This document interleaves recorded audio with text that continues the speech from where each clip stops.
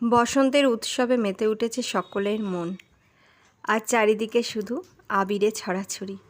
দেখো এদিকে কত সুন্দর র্যালি বেরিয়েছে, রাধাকৃষ্ণ সেজেছে বাচ্চা দুটো। ওরা হাঁটতে পারবে না বেশি, ওদের এরম বসিয়ে নিয়েছে কত সুন্দর ফুল টুল দিয়ে সাজিয়ে।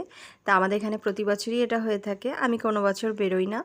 তো ছেলের ক্যারাটে সূত্রে এবছরে বেরোনো, যেই ক্লাবটায় এবারে ওরা ক্যারাটে করছে সেই ক্লাব থেকে বের করেছিল র্যালিটা। তো দেখো এদিকে নাচ হচ্ছে, মানে র্যালির ফাঁকে ফাঁকে এই জিনিসগুলোই হয় যে কেউ নাচছে, আবার যারা ফুটবল খেলে তারাও বেরিয়েছিল।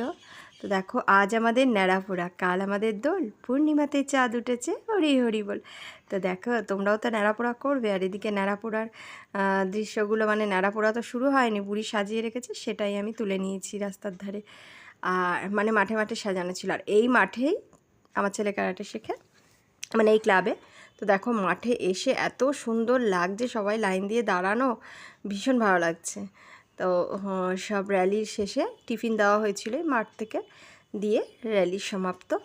খুব মজা হয়েছে, খুব সুন্দর লেগেছে।